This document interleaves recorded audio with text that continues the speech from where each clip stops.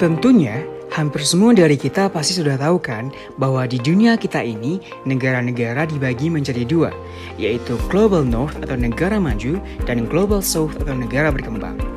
Nah, negara-negara tersebut dikategorikan berdasarkan produk domestik bruto mereka atau kalau di bahasa Inggrisnya disebut dengan Gross Domestic Product. Kita juga bisa melihat pembagiannya secara jelas di peta loh, di mana adanya garis pembagi atau biasa disebut dengan garis brand yang secara jelas membagi kedua jenis negara tersebut. Nah, pada video kita kali ini, kami dari kelompok G akan menjelaskan secara rinci mengenai sistem kerjasama, khususnya pada kerjasama antara negara-negara berkembang. Penasaran? Let's find out!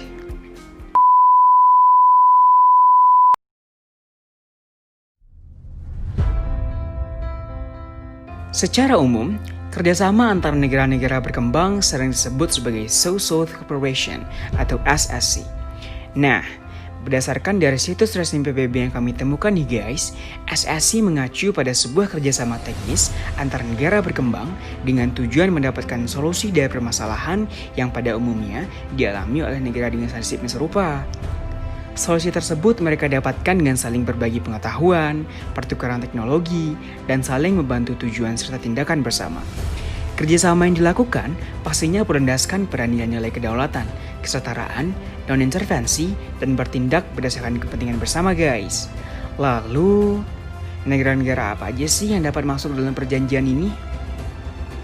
Dilansir dari situs resmi United Nations of South-South Cooperation atau UNOSCC, negara-negara yang termasuk dalam Global South adalah negara-negara yang berlokasi di bumi bagian selatan atau Southern Hemisphere.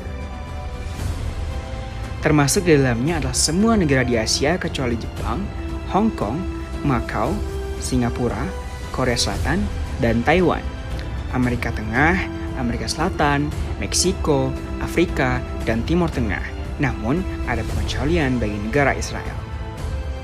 Oke, setelah kita mengetahui secara umum apa itu South-South Cooperation, akan kurang rasanya apabila kita tidak mengetahui seperti apa sih latar belakang terbentuknya perjanjian ini. So, without any further ado, let's check it out!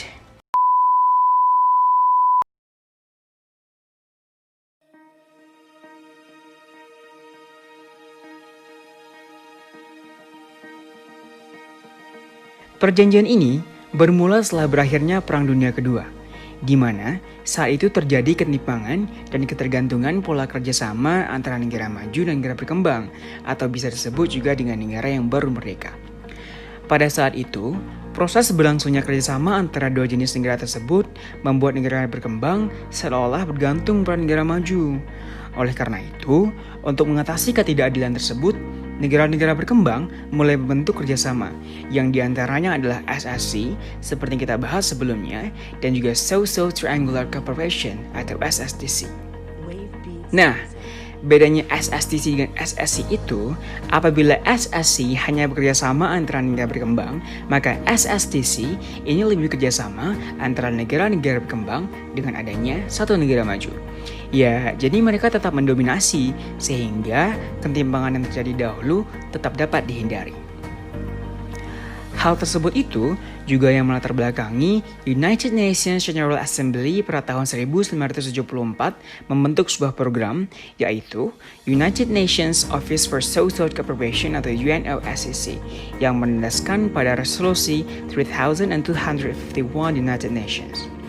Selain alasan di atas, terbentuknya kerjasama ini juga karena adanya sebuah kepercayaan dari negara-negara berkembang bahwa cara untuk memajukan negara mereka tidak dapat disamakan dengan cara-cara yang dilakukan oleh negara maju. Mereka memiliki cara tersendiri untuk maju loh guys. Ya, seperti yang dijelaskan oleh Katika, bahwa mereka mungkin punya sistem yang berbeda, budaya yang kuat, dan lain sebagainya. Kerjasama tersebut tentunya telah banyak membantu negara-negara berkembang untuk mengejar ketertinggalannya, baik dalam hal pertukaran teknologi, pendidikan, pembangunan, bantuan, dan lain-lain.